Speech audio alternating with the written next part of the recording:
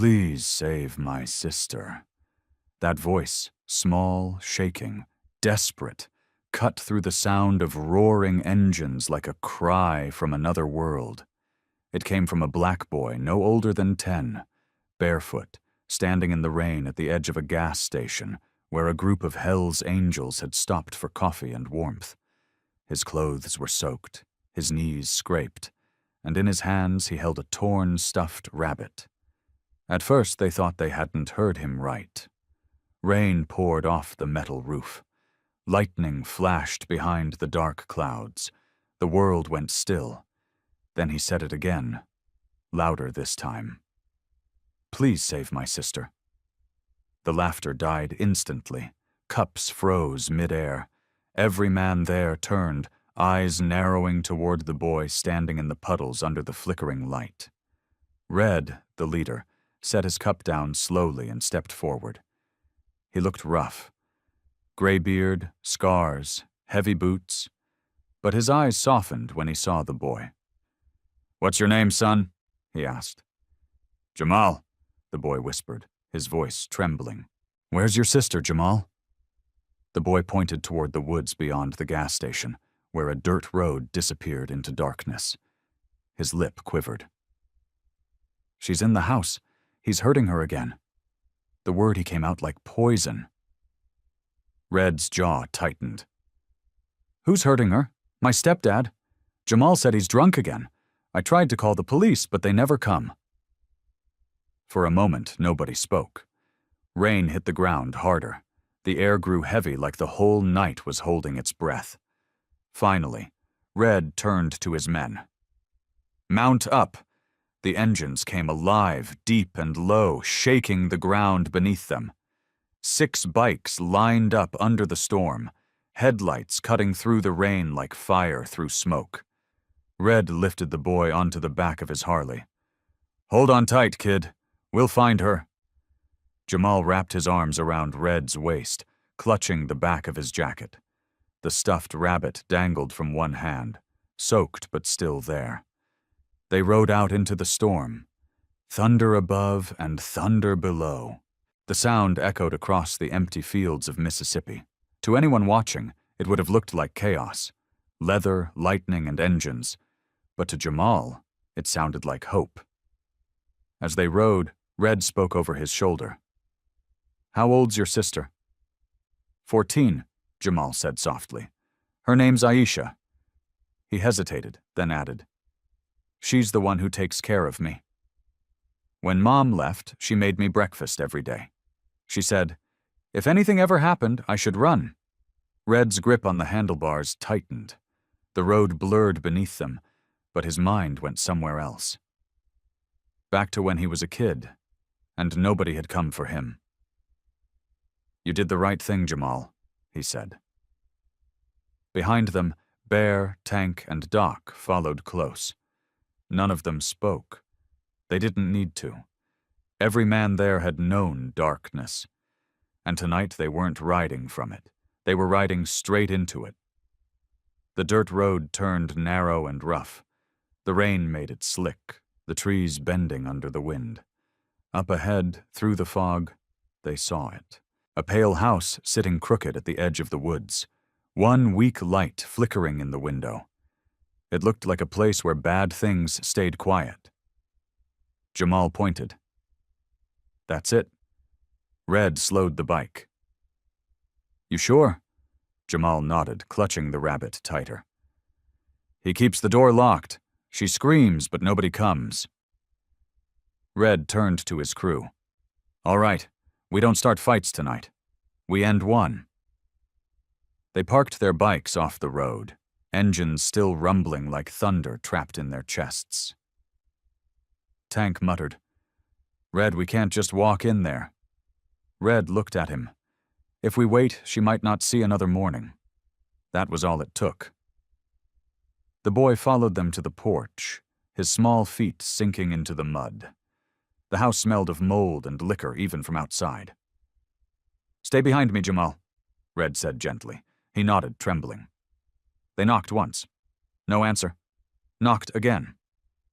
Still nothing. Then came the sound. A crash inside. A man's voice shouted something cruel. Red's voice dropped low. "That's it!" Bear stepped up and kicked the door open. It slammed against the wall with a loud crack. Inside, the air was thick with the smell of alcohol and sweat. Bottles on the floor, ashtrays overflowing, the kind of silence that tells you violence lives here. From the hallway came another sound, a muffled sob. And then the man appeared, big, red-faced, stumbling, his shirt unbuttoned, eyes mean and glossy with whiskey. "What the hell? Who are you people?" he slurred. Red didn't flinch. "We're the ones who answered when your boy called for help."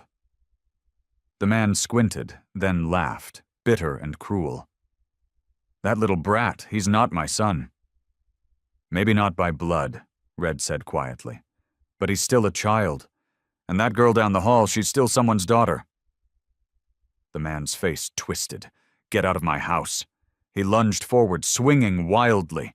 Tank moved before Red could, grabbing the man's arm mid-air and forcing him down. He didn't hit him.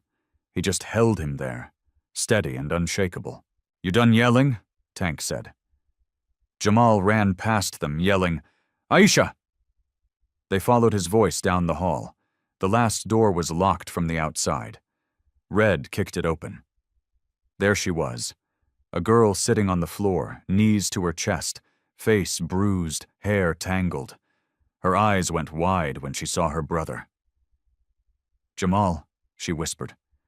He ran to her, wrapping his arms around her. "I told you I'd find help." She clung to him, sobbing into his shoulder. Red knelt beside them, pulled off his jacket, and wrapped it around her. "You're safe now." She looked up, confused. "Who are you?" He gave a small smile. "Just people who couldn't ride past a cry for help." Doc grabbed the phone on the counter and called the sheriff's office. "This is urgent," he said, voice steady. "You get a unit to Oak Ridge Road right now. There are 2 kids in danger and a man you'll want in cuffs." The man still struggled on the floor, cursing through his teeth. Bear stood over him, arms crossed, rainwater dripping from his jacket. Minutes later they heard sirens. The sound cut through the storm, growing louder until red and blue lights flashed across the wet walls. Jamal held Aisha's hand tightly. The stuffed rabbit lay between them on the couch. When the deputy stepped inside, the scene spoke for itself. The broken door, the bruises, the bikers standing silent in a circle of calm. The sheriff, an older man with tired eyes, stopped just inside the doorway. "What's going on here?" Red's voice was steady. "A boy ran to us for help. We brought it." The sheriff looked around the room at the girl wrapped in Red's jacket, at the man pinned to the floor, and then at the 6 men covered in rain and mud. He didn't ask any more questions. He just nodded. "Cuff him." When they led the man out into the rain, Aisha turned her face into her brother's shoulder and cried softly. Red stood by the doorway, silent. He wasn't the type for speeches.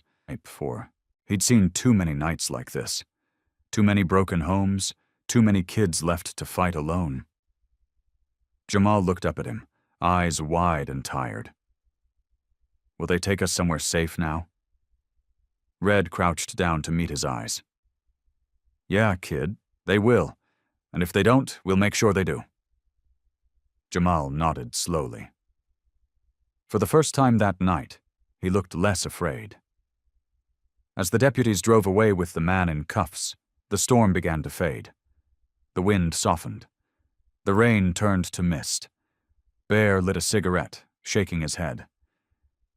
"You think the world will ever stop making monsters like that?" Red looked out into the darkness. "No, but maybe it'll start making more kids like him." They watched the taillights disappear down the road. The house stood quiet now, broken, but no longer dangerous. Aisha sat on the couch beside her brother, Red's jacket still around her shoulders. The rabbit was clean now, sitting between them like a small symbol of survival.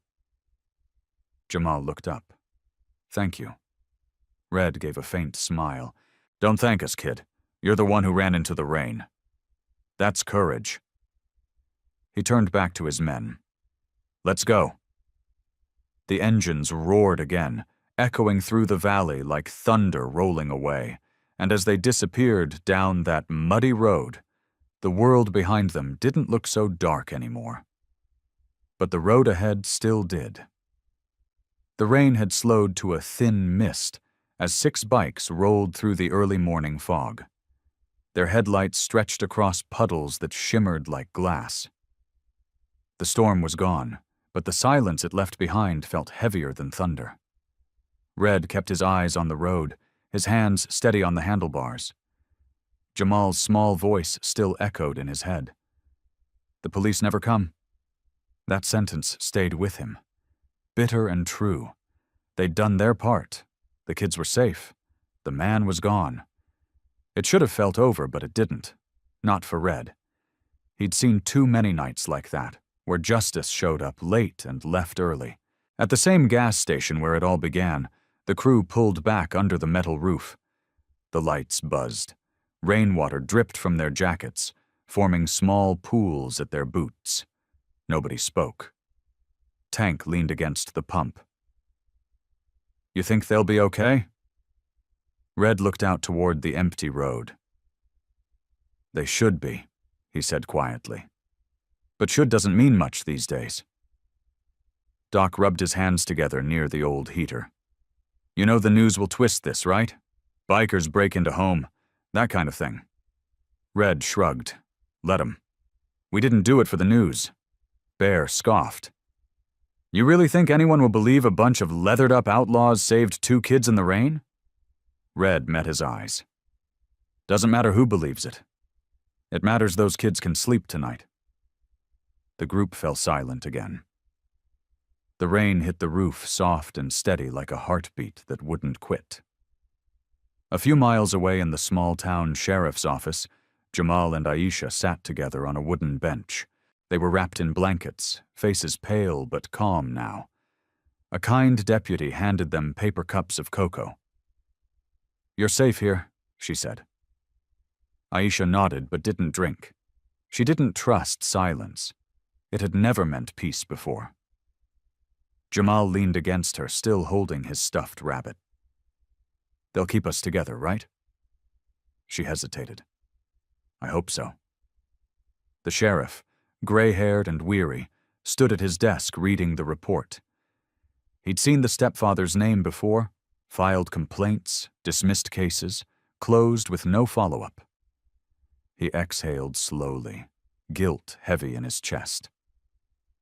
Find their aunt, he told his deputy. Tell her she's got 2 kids who need her tonight. Back at the gas station, Red sat on the curb, staring into a puddle that mirrored the buzzing light above. World's a strange place, he muttered. A millionaire can scream at a waitress and get applause. A kid screams for help and no one moves. Doc glanced over. You talking about that diner story again? Red nodded. Yeah, that rich jerk yelled at the poor girl behind the counter like she was dirt. Then he cried on TV and folks called him brave. Bear grumbled, money buys everything these days, even forgiveness. Red shook his head. Not courage. That boy had more courage than half the people sitting in church pews.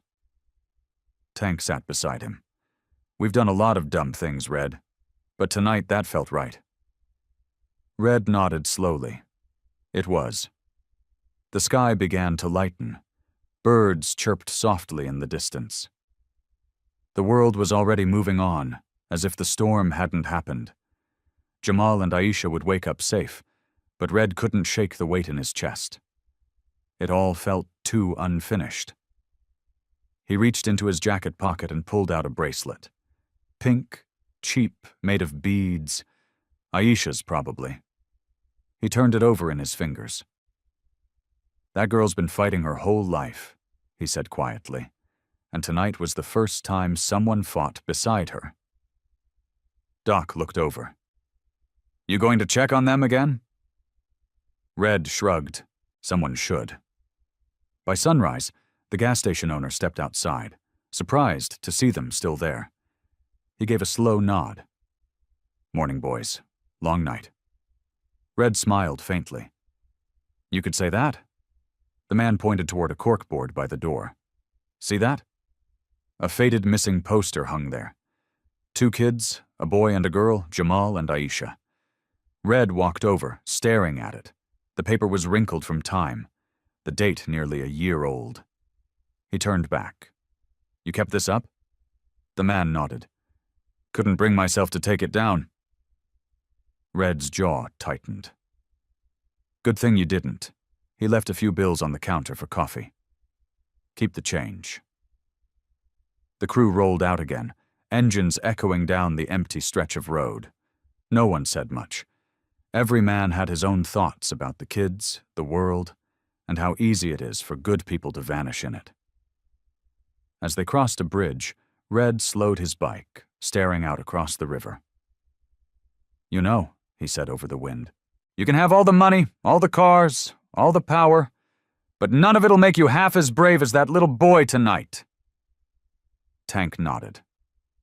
"That kid ran barefoot into the dark." "That's hard." Red smiled faintly.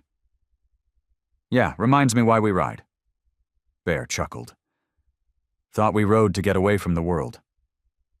"Sometimes," Red said, "we ride straight toward it." That morning, in a quiet kitchen miles away, Aisha and Jamal sat with their aunt. She was in her 50s, kind eyes, tired hands. The house smelled like pancakes.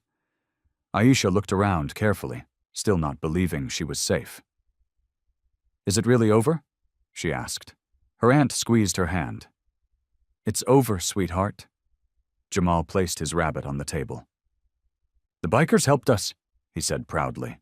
His aunt smiled through tears. "Well, angels come in all shapes, baby," he grinned. "These ones had motorcycles." She laughed softly. For the first time in years, the house felt warm. On the road again, Red pulled over by a stretch of open fields. The others stopped beside him. Doc frowned. "Something wrong?" Red shook his head. "No, just needed to remember what peace sounds like." He stood beside his bike, wind brushing against his jacket. "People think we ride to escape," he said quietly. "But sometimes we're the only ones running towards something good." Tank crossed his arms. "Like what?" Red smiled faintly. "Like the kind of world those kids deserve." The sun climbed higher, turning the wet ground gold. The storm was gone, but its memory lingered in the air.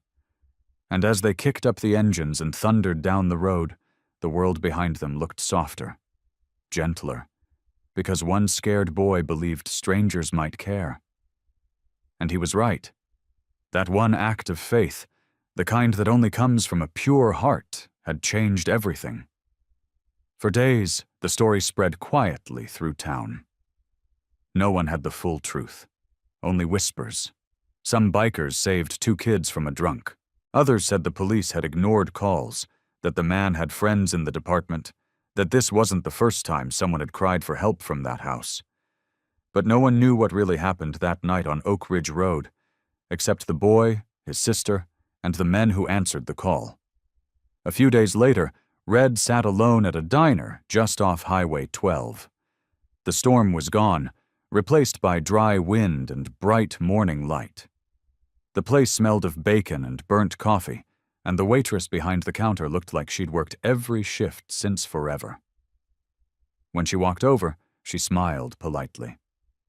"You're with that group that helped those kids, aren't you?" Red looked up from his mug, surprised. "Word travels fast." She nodded. "In small towns, it always does." Her name tag said, "Linda." She poured him another cup of coffee. "You did something good, you know." He gave a half smile. "Did what anyone decent should have done." "Maybe," she said softly. "But not everyone does." She hesitated before adding, "That man, the one they arrested. He used to come in here. Always wore a gold watch. Always talked about how much money he made. Acted like he owned the place. Red frowned. Money and decency don't usually ride in the same truck. Linda nodded. You're right. He once made a waitress cry for bringing him the wrong coffee. Called her stupid in front of everyone. Same girl quit that night. I never forgot it. Red sat down his cup. And the cops never saw what kind of man he really was. No, she said they never do till it's too late. Outside, the sound of engines broke the quiet. The rest of the crew had arrived. Tank, Bear, Doc, Twitch, and Sonny. They filled the diner like thunder rolling in from nowhere. Tank slid into the booth across from Red. You look like a man who hasn't slept since Tuesday. Red smirked. Sleeps for people with fewer ghosts. The waitress came by, refilled their mugs, and whispered, Those kids are safe now, that's what matters. Red nodded, eyes distant. Yeah, but the world keeps spinning, and there's always another door locked from the outside. A few towns away, Aisha sat on her aunt's porch, knees pulled to her chest, watching the wind move through the trees. Her arm was still bruised, but she didn't hide it anymore. Jamal played in the yard, chasing a stray dog with his stuffed rabbit tied around his wrist. He laughed, really laughed, for the first time in months. Her aunt came out with a glass of lemonade and set it beside her. He's starting to sound like a kid again, she said softly. Aisha smiled faintly. He's the brave one. Her aunt sat down beside her. You both are. That night, it could have gone differently. Aisha stared out toward the road. I didn't think anyone would come. They did, her aunt said, squeezing her hand. And they'll keep showing up. Maybe not the same people, but good people always do. Aisha nodded, though she wasn't sure she believed it yet. Back at the diner, Doc unfolded a newspaper someone had left on the counter. The headline was bold and simple. Local outlaws rescue children from abusive home. Below it, a blurry photo of the crew standing near their bikes. Rain pouring down around them. Outlaws. Bear read aloud with a chuckle.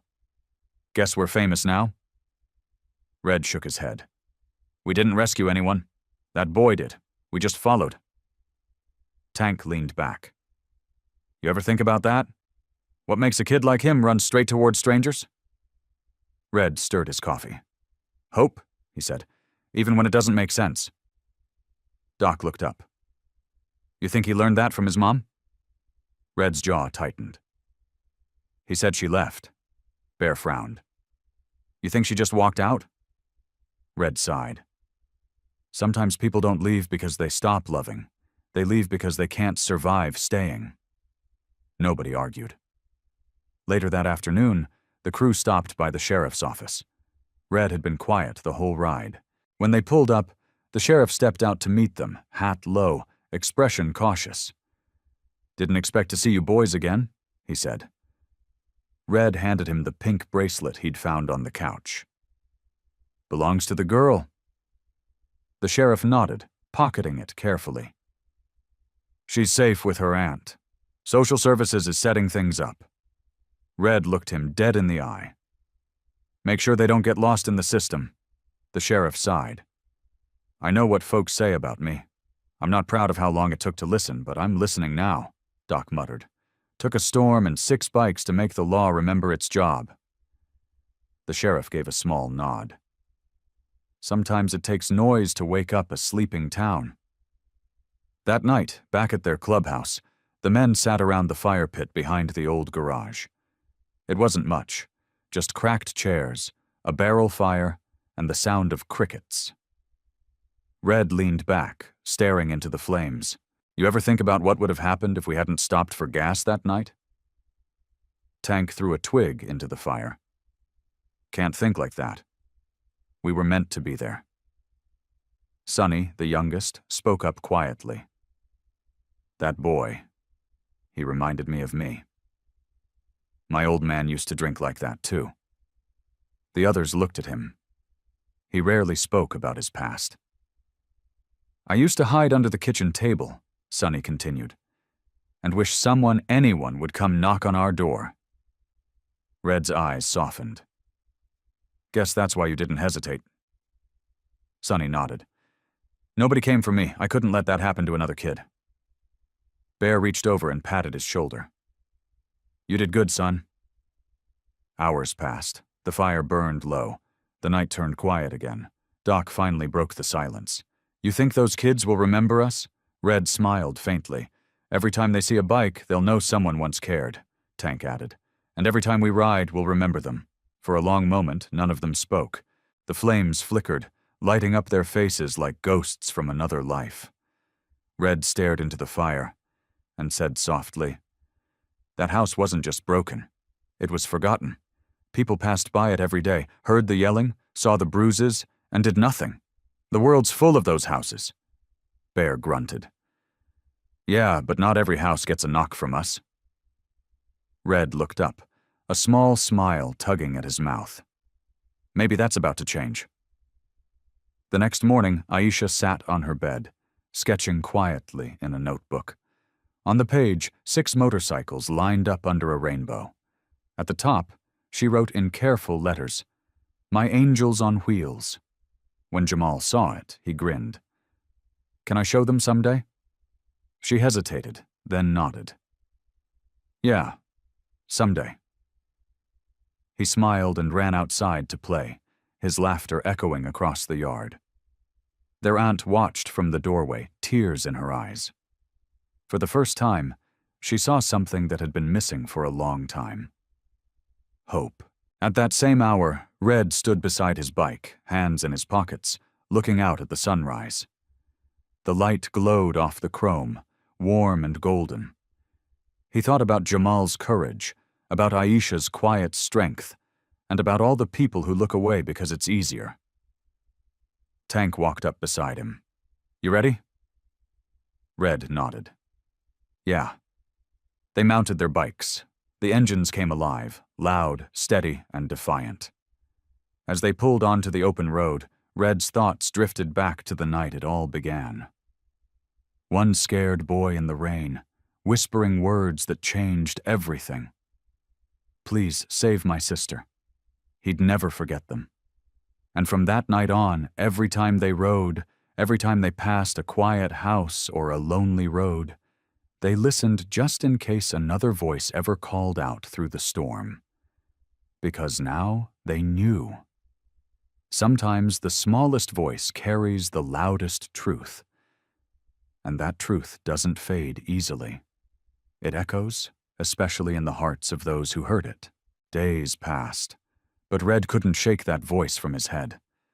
Every time he closed his eyes, he saw Jamal standing in the rain, holding that worn-out, stuffed rabbit. He saw Aisha's tired, frightened face. Some nights, thunder rolled in the distance, and for a moment, he thought it was engines. But it wasn't.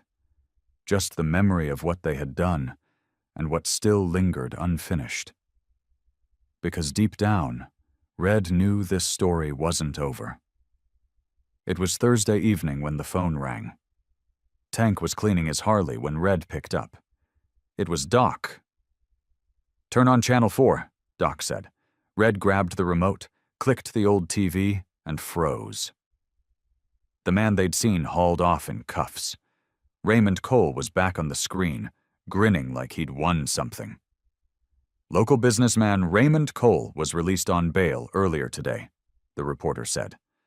The sheriff's office declined comment. Tank slammed his wrench down. "You've got to be kidding me." Red didn't move. His jaw tightened. "He's out," Doc said. Red's voice came out low. "And the kids."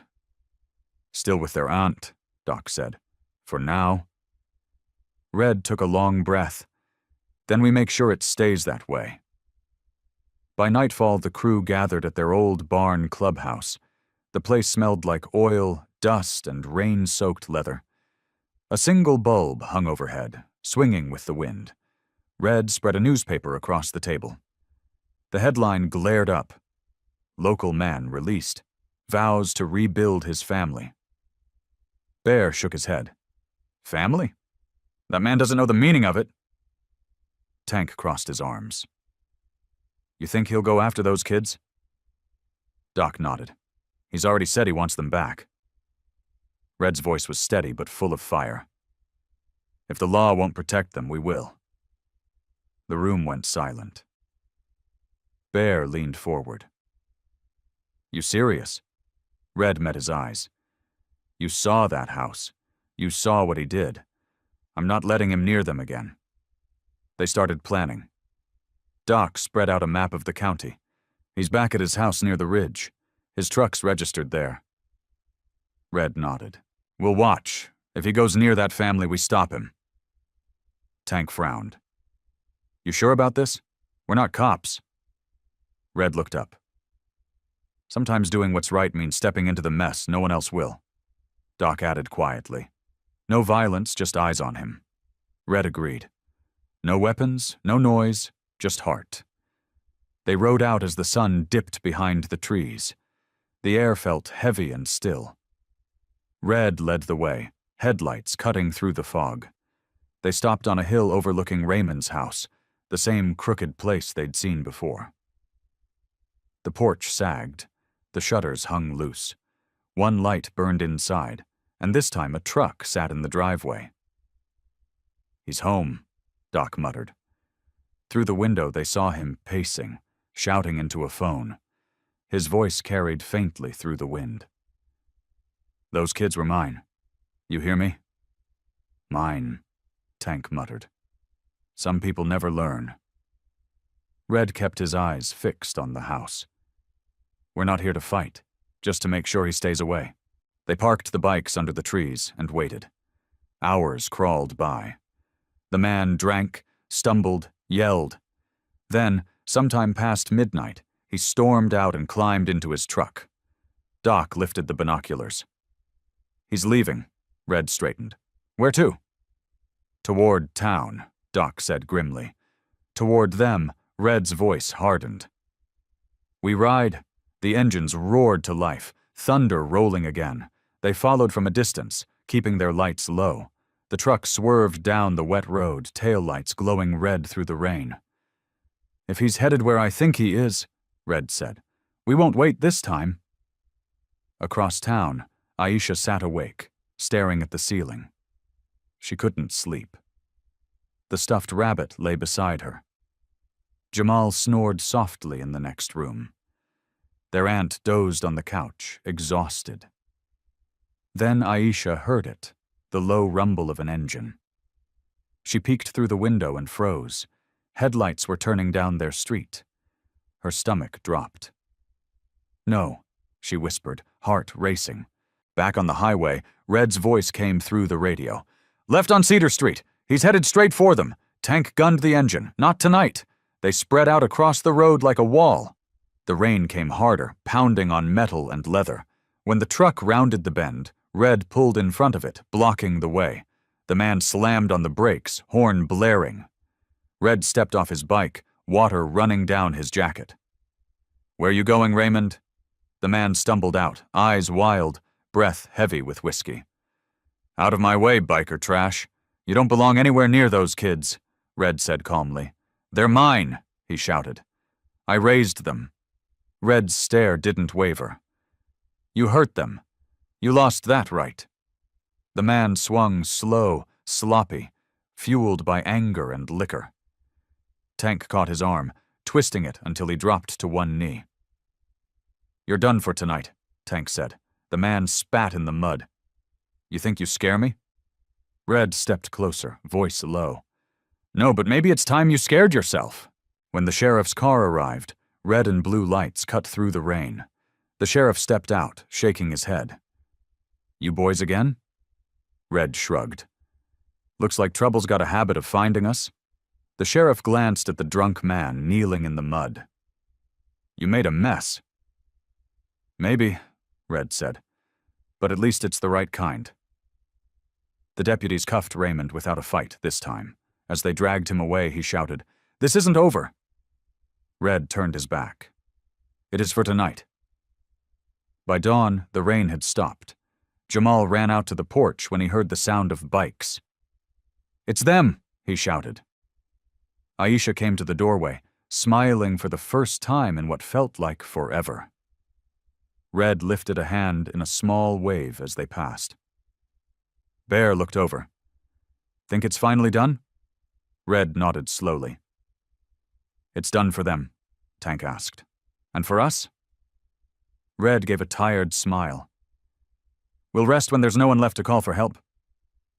The road stretched ahead, golden under the rising sun, and as the roar of their engines faded, the world behind them seemed a little quieter, a little safer because someone cared enough to stop.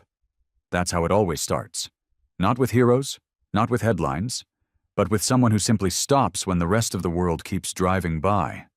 And in that small town, word of what happened spread faster than anyone expected. At first it was just talk in the diner. A waitress told a truck driver who told a mechanic who told his wife. By sunset, half the town had heard about a gang of bikers who blocked a drunk man's truck and stopped him from reaching 2 children. Some called them vigilantes. Some called them angels. But no one dared call them wrong. Even the sheriff, once skeptical, was suddenly quiet around reporters. He said only one thing on camera. "They acted where we should have." At the diner, the same one where Red had his coffee days before, the waitress Linda taped a handwritten note to the counter. It read, "If you see them, tell them thank you." It wasn't signed. It didn't need to be. Everyone in town already knew who them meant. That night, as rain clouds gathered again over the hills, 6 engines rolled slowly down Main Street. The sound alone was enough to make people step outside their homes and porches, coffee cups forgotten in their hands. The Hells Angels had come back, not for attention, not for praise, but because unfinished stories have a way of calling people back. They weren't roaring through town like outlaws. They rode in quiet formation, headlights cutting soft lines through the mist, the kind of silence that carried more power than noise ever could. Inside the diner, Linda looked up from wiping the counter and froze. "They're here," she whispered. The bell above the door jingled as Red stepped in first, shaking off the rain. The rest followed, boots echoing against the tile floor. Every head turned. For a moment, nobody spoke. Then, an old man near the window stood up and started clapping. It wasn't loud, just steady, respectful. Then others joined in. Linda smiled through tears and poured fresh coffee. "On the house," she said. Red tried to wave it off, but she shook her head. "You stopped when no one else did. That counts for something." He smiled quietly. "We didn't do it alone. That boy had more courage than all of us combined." As they sat down, the bell rang again, and in walked Aisha and Jamal with their aunt. The room went still. Aisha wore a light blue jacket and held her brother's hand tightly. Jamal carried the same stuffed rabbit, now clean, and patched up with new stitching. When they saw Red, Jamal's face lit up. "You came back," he said, running to him. Red knelt to meet him halfway. "Told you we don't ride too far." The boy hugged him hard, the kind of hug that said more than words ever could. Aisha smiled shyly. "My aunt said we could come say thank you." Red stood and nodded. "You don't owe us anything, sweetheart. You did the hard part." Her aunt, a woman in her 50s with kind eyes, approached slowly. "You men did more than you realize. The sheriff said the department's being reviewed after what happened." Doc raised an eyebrow. "You mean someone's finally paying attention?" She nodded. "Because of you." The air in the diner softened. People leaned closer, listening. Tank muttered, "Guess we made the news for the right reasons this time." Bear chuckled. "That's a first." Red looked around at the crowd. Folks who'd probably crossed the street to avoid them a week ago. Now they were offering smiles, nods, gratitude. He wasn't used to that. None of them were. Sometimes the world just needs to see a man do the right thing before it remembers how. Jamal climbed up on a bar stool beside Red. kicking his small legs. "Want to see what I made?" he asked. He pulled a folded piece of paper from his pocket. A drawing. 6 motorcycles under a bright rainbow, 2 kids standing nearby, smiling. At the top, written in uneven letters, "My angels on wheels." Red stared at it, throat tightening. He placed a hand on the boy's shoulder. "You're a good artist, kid. You got heart." Jamal grinned. "It's for you."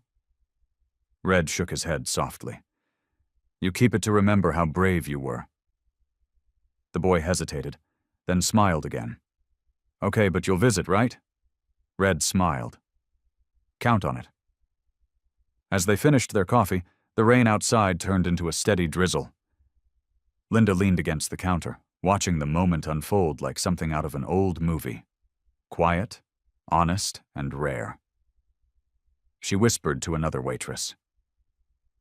"You ever seen anything like that?" The younger woman shook her head. "Not in this town." When the crew stepped back outside, the air was cool and clean. The kind that only comes after a storm. People stood on the sidewalks, watching them. Some waved, some just nodded, but all of them felt the same thing. Respect, not the kind that comes from fear, the kind that comes from gratitude.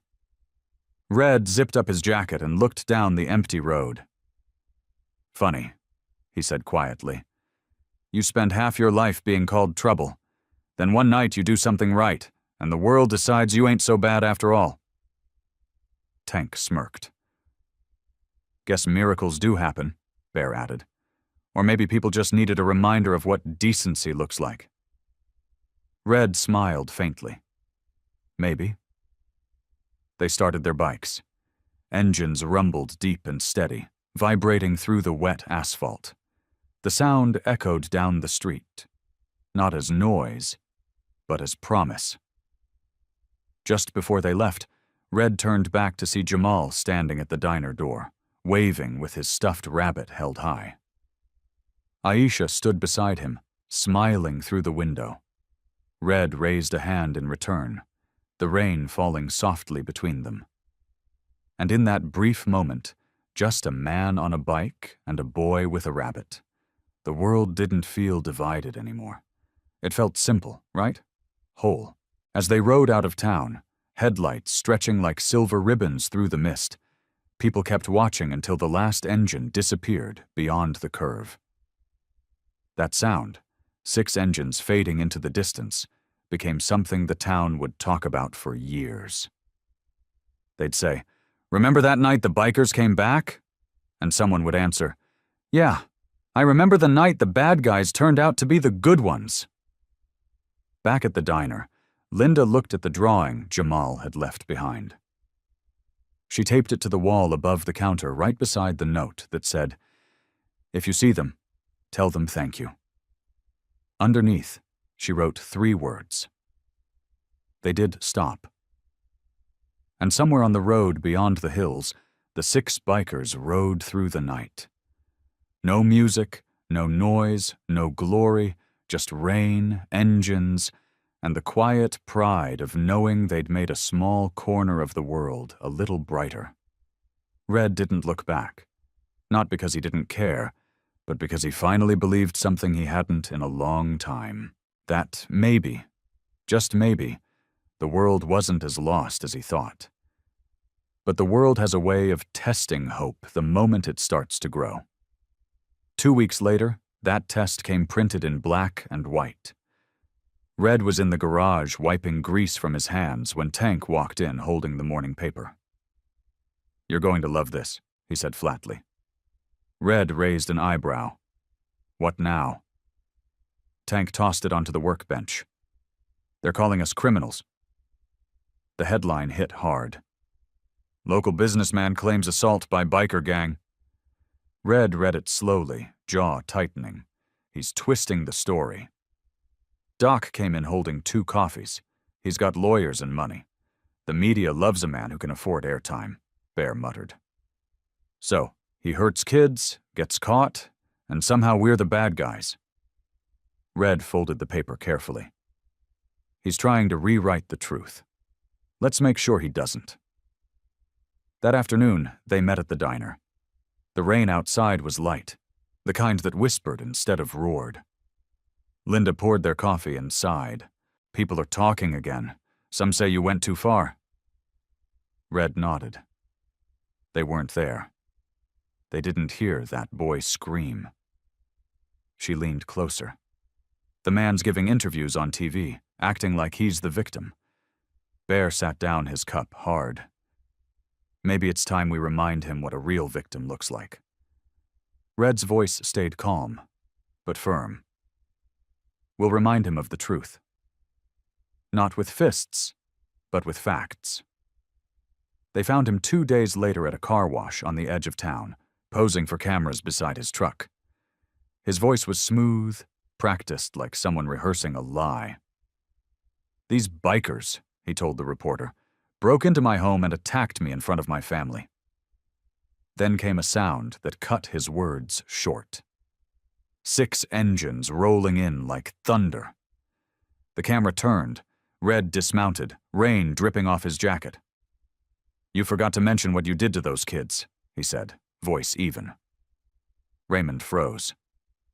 "You don't scare me. You should be scared of yourself," Red said. The reporter hesitated, mic shaking slightly. "Are you denying his story?" "I'm saying," Red replied, "if we hadn't shown up that night, 2 children might not be alive to tell theirs." The man's face flushed. "You think people will believe you? You're just outlaws." Red smiled faintly. "Funny. Outlaws seem to be doing the law's job lately." Just then, a black car pulled up. A woman in a gray suit stepped out. The lawyer.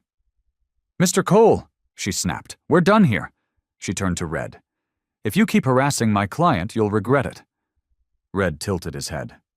"Lady, you can sue me for caring, but I'll still sleep just fine." She huffed, shoved Raymond into the car, and they drove off. The reporter, still recording, turned back to Red. "Do you have a final comment?" He nodded. "Yeah, we didn't break into a house. We broke a cycle. Big difference." Then he put his helmet on and rode away. By the next morning, that line was everywhere. We didn't break into a house. We broke a cycle. People shared it online, printed it, quoted it on talk shows. Some called it rebellion. Others called it redemption. But to the ones who'd lived through something like Aisha and Jamal, it felt like truth finally had a voice. Letters started showing up at the diner from mothers, from veterans, from strangers. Some thanked them, some just said, "Because of you, I called for help." Linda kept them all in a box under the counter. In that small house across town, Aisha and Jamal watched the clip on their aunt's laptop. Jamal grinned. "That's him. That's Red." Aisha smiled. "He stood up for us." Their aunt nodded through tears. "He stood up for more than that. He reminded people what courage sounds like." Jamal hugged his rabbit. "They said he's a hero." His aunt smiled. "He's human, and sometimes that's even harder." That evening, Red stood outside the clubhouse, watching the sunset fade behind the trees. Tank joined him with a cigarette dangling from his lips. "Guess we're famous again," Tank said. Red chuckled softly. "Not sure famous is the right word. Better than infamous," Tank said with a grin. Red looked out at the road. "We didn't do it for cameras. We did it because it needed doing." Tank nodded. "And now everyone's watching." Red shrugged. "Then maybe they'll learn something." A sheriff's car pulled up. The same sheriff stepped out, hat low. He looked at them for a moment before saying, "District attorney's reopening his old cases. Looks like people aren't scared of him anymore." Red nodded. "Good. Took long enough." The sheriff cracked a tired smile. "You made my job harder, but you made it matter again." Bear stepped outside just then, hands in his pockets. "That's the nicest thing a cop's ever said to me." They all laughed quietly. Later that night, Red walked down to the creek behind the barn. Moonlight touched the water. He picked up a stone and threw it, watching the ripples spread. One small ripple became another, then another, until the whole surface shimmered. He thought of that boy, soaked, shaking, but brave enough to speak. And for the first time in years, Red realized something simple. Real strength isn't how loud you are, it's how far your truth travels.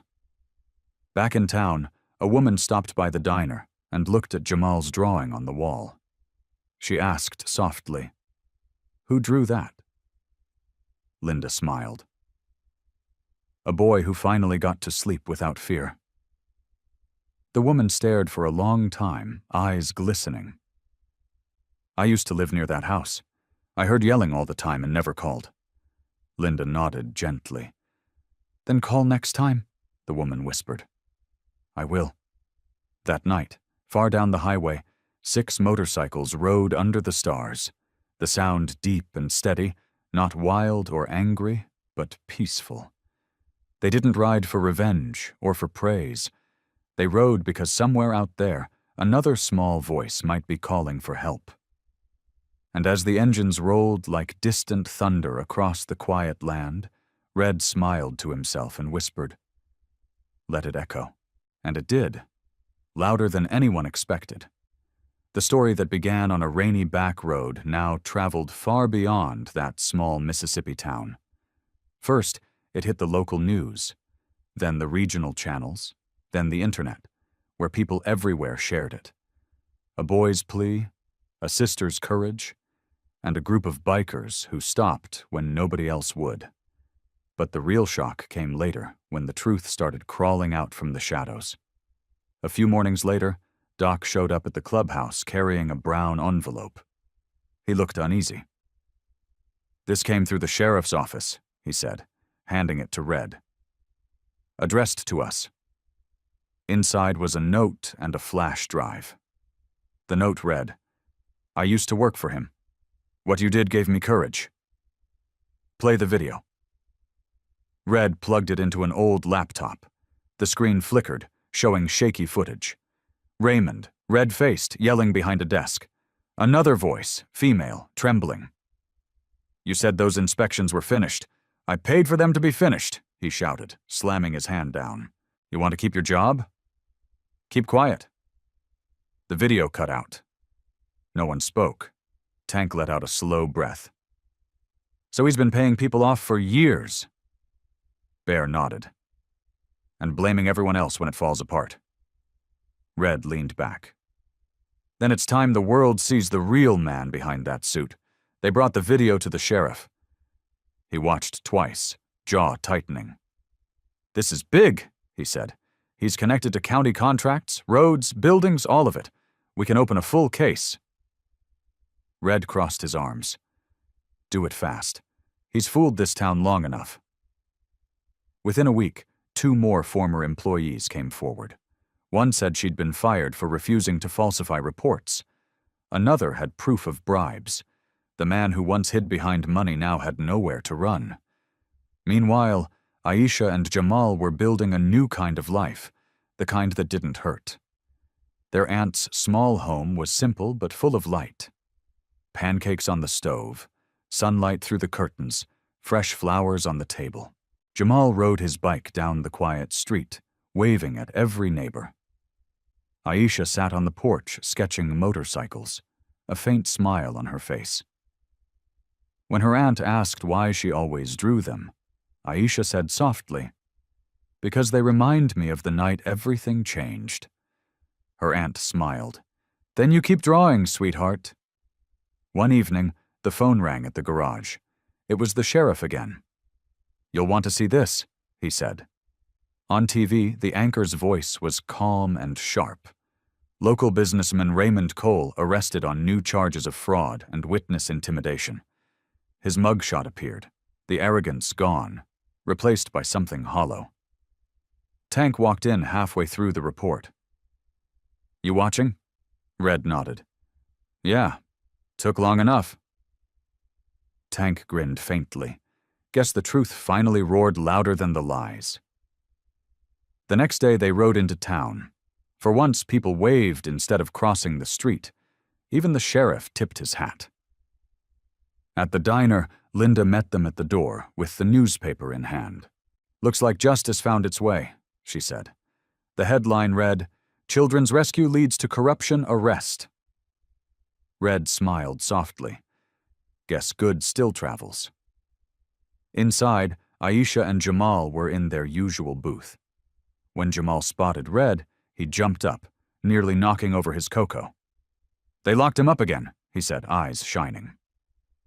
Red knelt. "I saw." "You did good, kid," Aisha asked quietly. "Is it really over now?" Red smiled. "It's better. And that's enough." Her aunt nodded in agreement. "That's more than enough." That night they rode out to the fields just beyond town. The air was warm and full of crickets. Bear looked over the horizon. "Crazy how it started, huh? Just one scared kid in the rain." Red nodded, and ended with a man finally facing the truth, Doc added. "Guess courage catches on."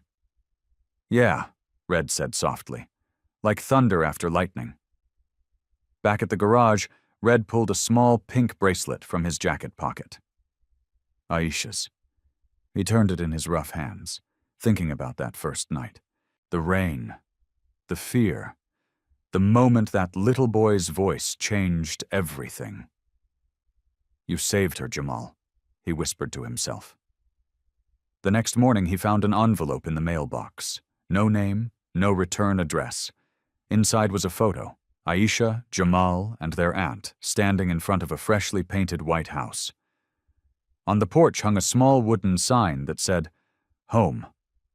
On the back, written neatly, "We're okay now." Red stared at it for a long moment, then slipped it into his jacket.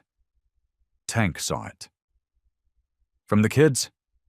Red nodded. "Yeah." Tank smiled. "Looks like you finally fixed something that'll last." That evening, they sat around the fire pit behind the barn, the orange glow flickering across their jackets. Bear asked, "So, what now?" Red looked up at the stars. "Now we ride." Tank chuckled. "You ever stop?" Red smiled. "When there's nothing left to fix." The fire crackled softly. They didn't need applause or thanks. The real reward was knowing two kids could finally sleep without fear. And that maybe, just maybe, they'd help the world remember what decency still looks like. And as the night settled in, the wind carried the faint sound of engines in the distance. Not angry, not wild, but steady, like the sound of truth finally finding its way home. And once truth finds its way home, it doesn't knock, it walks right in. In the days that followed, everything in that small town began to shift. For years, people had whispered and pretended not to see. But now they couldn't unsee it. The newspaper that once avoided bad headlines about important men now printed one in bold. Corruption uncovered. Local heroes spark state investigation. The same sheriff's office that ignored Jamal's call was now flooded with reporters and officials asking hard questions. A few deputies quit. Others stayed to clean house. It felt like a storm had rolled through, washing away what was false and leaving only truth standing. At the diner, Linda kept the radio tuned to the news. Every hour, more people walked in. Teachers, farmers, retirees, all listening. The announcer said clearly, "Raymond Cole has been charged with 6 counts of fraud, bribery, and child endangerment. More charges are expected."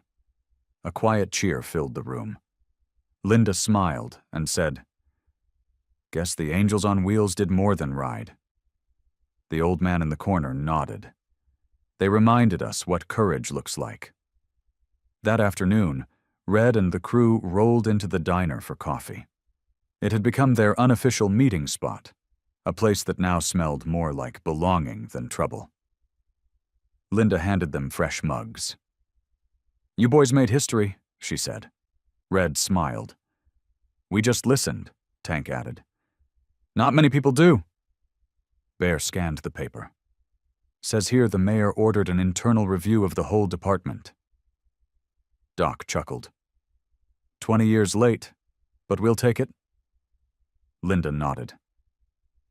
Sometimes truth takes the long road. Across town, Jamal and Aisha's aunt stood on her porch as a woman from Child Protective Services arrived with a clipboard. Just a follow-up, the woman said kindly. We like to check in after a big case. Jamal peeked from behind the door holding his stuffed rabbit. The woman knelt. You doing okay, buddy? He nodded. We got pancakes today. She smiled. Sounds like you're doing just fine. Before leaving, she turned to the aunt. You'd be surprised how many people come forward after hearing stories like yours. What those bikers did while it's bigger than they know. The aunt smiled. Maybe that's how change works. By week's end, the headlines turned from crime to community. People started fixing fences, painting schools, volunteering again. Bikers from nearby towns showed up to help Red's crew bringing groceries, supplies, and open hands. Never thought I'd see the day, Tank said, watching. Folks thanking us instead of hiding their wallets. Red grinned. Guess we're rewriting what a biker looks like. Bear added, about time someone did. The sheriff stopped by later, standing in the diner doorway with a new kind of pride. He took off his hat. The state froze all his accounts. Trial set for next month. His whole operation's going down. Doc raised a brow. All of it? The sheriff nodded. Every piece. He built his house on lies and it finally fell. Linda smiled. Then maybe this town can start breathing again. Red nodded. Sometimes one storm clears the air for good.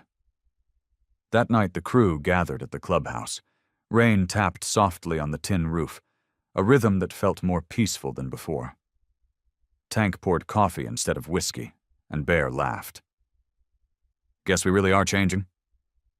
Doc looked at Red. You think those kids will ever forget? Red shook his head. No, but maybe now when they remember. It won't hurt. They sat quietly, listening to the rain. The sound of healing, steady and calm. A week later, the story hit national TV. A group of bikers helped expose corruption after rescuing 2 children. The anchor said, their actions have inspired communities nationwide. Linda watched from the diner, wiping her eyes.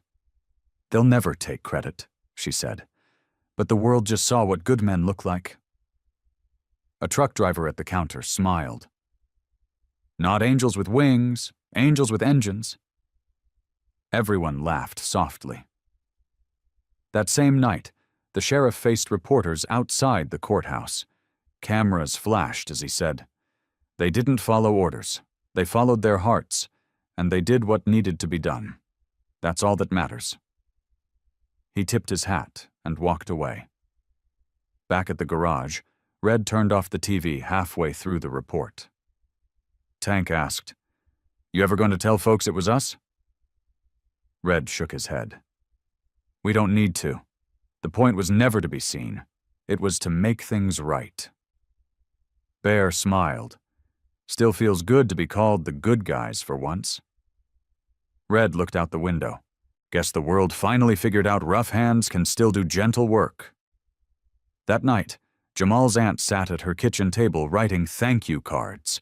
One went to the sheriff, one to Linda, and one to the men who stopped. Inside, she wrote, because of you, 2 children got their childhood back. Because of you, this town found its soul.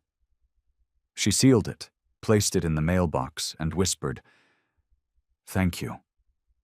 Out on the highway, 6 engines rolled through the night, not chasing trouble, not running from it, just moving forward. Their lights cut through the fog like quiet promises. And for once, the world didn't look away. It listened, because truth, once it starts moving, never stops. Months passed and life slowly began to look like life again.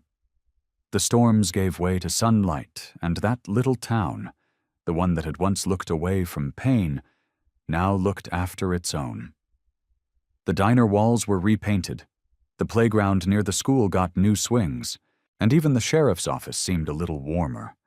The people had changed. You could see it in how they greeted each other now.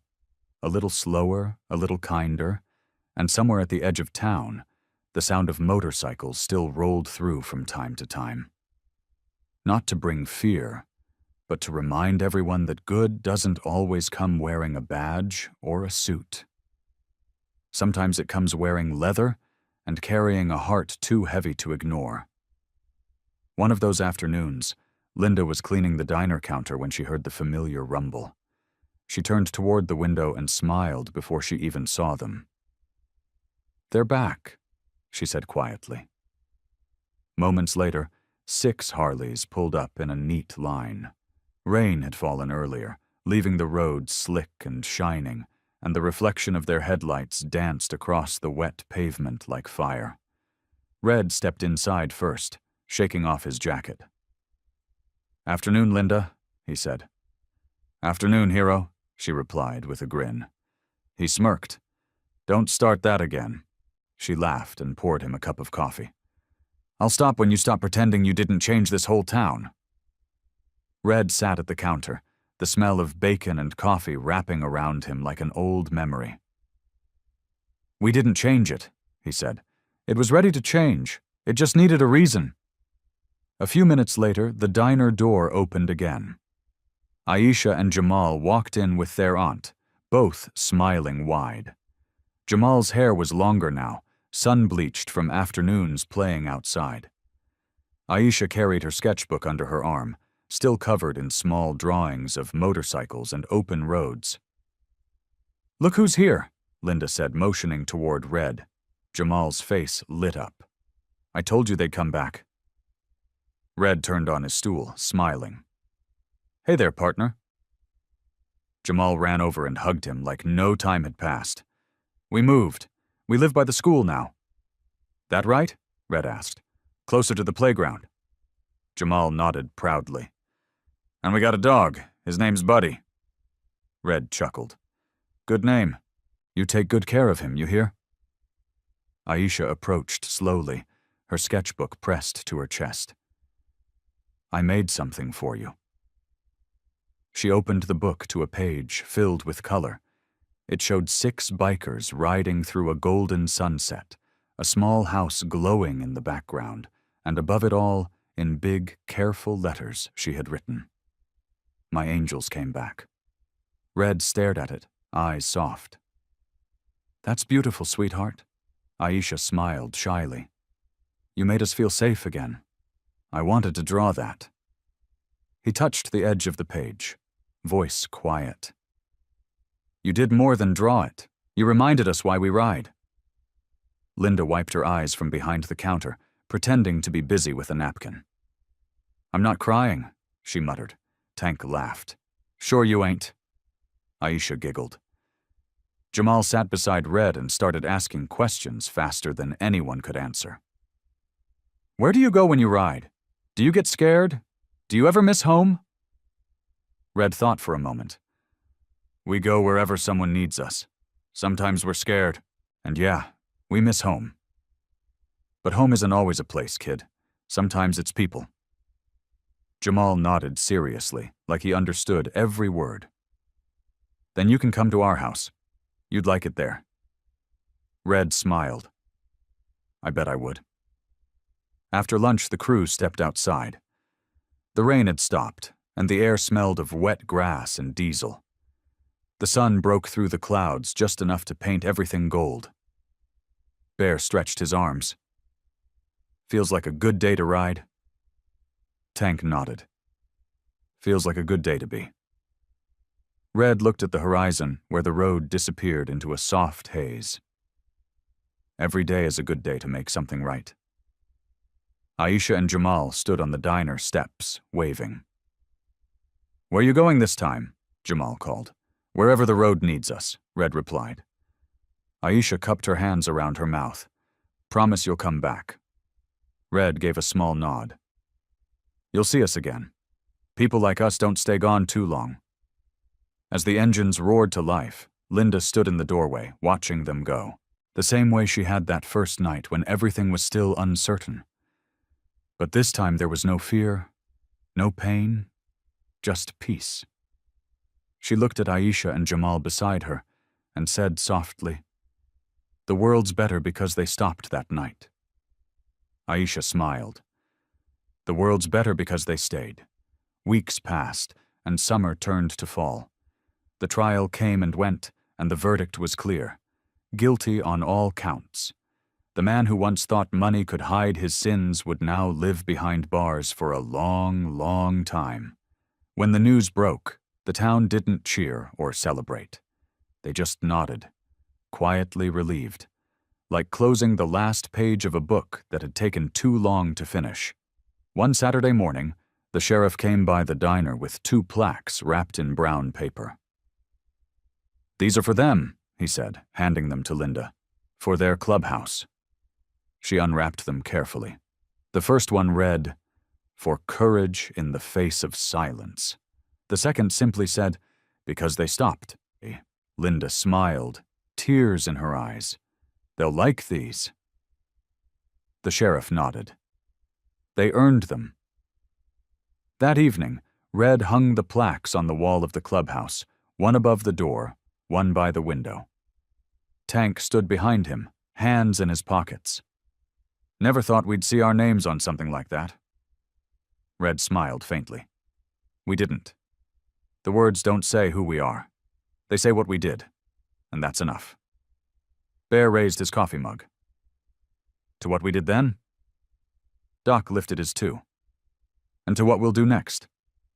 The sound of mugs clinking echoed softly through the barn, carried out into the warm evening air. As night fell, Red stepped outside. The sky was dark but calm, stars glimmering over the open fields. He could still hear the laughter coming from inside. Rough voices softened by peace. He pulled the photo from his pocket again, the one of Aisha and Jamal in front of their white house. A small smile crossed his face. "Yeah," he whispered. "You're home now." He tucked the photo back into his jacket and looked down the road, stretching far into the distance. The engines behind him started one by one, low and steady. He swung his leg over the bike, started it up, and said quietly, "All right, boys, let's ride." As they rolled out into the night, the red glow of their taillights disappeared into the horizon. 6 small lights carrying a promise the whole town could feel, but never quite explain. And though they never said it out loud, everyone knew. Those men hadn't just saved 2 kids. They'd saved a little bit of everyone. And sometimes that's what true redemption looks like. Not loud, not shining, not written in headlines, but quietly echoing through the lives it touched. Weeks turned into months, and the story that once filled the news faded into memory. But in that town, no one truly forgot. They didn't have to because reminders were everywhere. At the diner, above the counter hung Jamal's drawing. 6 motorcycles under a rainbow, 2 kids waving in the background. The paper had yellowed a little at the corners, but Linda refused to take it down. She said it kept the place honest. Every now and then, travelers passing through would stop to read the small note beside it, handwritten in blue ink. They stopped when nobody else did, and that was all people needed to know. Down by the creek near the old clubhouse, the sound of engines still came and went like seasons. Sometimes 2 bikes, sometimes 10. They never announced where they were going, and nobody asked. Folks just knew that whenever those headlights cut through the fog, someone somewhere was about to be helped or defended or seen. They became more than men in leather. They became something different, a reminder that you don't need permission to do what's right. One cold morning in early winter, Red stood outside the garage tightening a bolt on his Harley. The air was sharp, the kind that bites a man's fingers but clears his mind. Tank walked out holding 2 mugs of coffee. "Feels like snow," he said. Red nodded. "World's quiet today." "Too quiet," Tank said with a grin. "Almost peaceful." They stood there a moment, just listening to the wind. Then Tank said softly, "You ever think about that night?" "Every day," Red replied. Tank smirked. "You ever regret stopping?" Red's answer came without hesitation. "Not once." Tank raised his mug. "Here's to never driving past what needs fixing." Red clinked his cup against his. "I'll drink to that." Later that afternoon, a letter arrived, this time from out of state. It came in a pale blue envelope. No return address. Inside was a short note written in neat handwriting. "You don't know me, but I heard about what you did. I used to be one of those kids who prayed for someone to stop. Nobody did back then, but you did now. And it gives people like me hope again." Red read it twice, then folded it carefully and slipped it into his jacket pocket right next to the photo of Aisha and Jamal. He didn't say anything about it to the crew. He didn't need to. Some things speak louder in silence. As winter deepened, the world around them slowed. Snow fell over the town like forgiveness, quiet and steady. Linda would sometimes look out from the diner and see their tire tracks fading down the road, then whisper to herself, "They're graduate out there somewhere doing what they do best." Aisha and Jamal would still draw pictures of motorcycles, now with wings, sometimes or halos that shimmered above their helmets. Their aunt kept every one of them taped to the refrigerator, a gallery of gratitude that never stopped growing. One Sunday, months later, the town held a small gathering at the park, a community barbecue to celebrate new beginnings. There was laughter, the smell of grilled corn, kids playing tag, and parked near the trees, half hidden behind the crowd, were 6 bikes. Their owners didn't join the speeches or the spotlight. They stood back, just watching. When the sheriff saw them, he gave a small nod. "You coming over?" he called. Red shook his head. "Just came to make sure everything's okay." The sheriff smiled. "It is thanks to you." Red looked around at the families, the children running barefoot through the grass, and said quietly, "Thanks to them." Then he and his crew turned and walked back to their bikes, helmets glinting in the sunlight. As they rode out of town again, Linda stepped onto the diner's porch, wiping her hands on her apron. She watched them disappear beyond the hill and whispered, "They always leave the same way they come," with peace behind them. The old man who sat at the counter most mornings said softly, "That's how angels travel. You only notice them once they're gone." That night, Red parked his Harley on a ridge overlooking the town. The lights below flickered softly, a quiet place that once knew pain, but now carried peace. The wind brushed past, carrying the scent of pine and distant rain. He thought about all the roads behind them, the hard miles, the people they'd helped, the mistakes they'd made, and the kids who had reminded them what purpose felt like. Tank pulled up beside him. "You thinking again?" "Always," Red said with a faint smile. Tank nodded toward the town. "You think they'll remember?" Red's answer came slow. Not the names, but maybe the lesson. They sat there for a while, engines cooling in the night air. Then Red said quietly, "You know what I've learned?" Tank raised an eyebrow. "What's that?" "That the world isn't divided between good and bad. It's divided between those who stop and those who keep driving." Tank looked out at the horizon. "Yeah," he said softly, "and stopping makes all the difference." A few days later, another rain rolled in. Heavy, relentless, the kind that makes the world feel small and holy again. At the edge of town, a woman's car broke down on the highway. She sat behind the wheel, nervous, glancing in the rear-view mirror as thunder cracked overhead. Then came the sound of engines, deep, steady, and familiar. 6 motorcycles appeared through the curtain of rain. The woman's eyes widened. For a moment, fear crossed her face.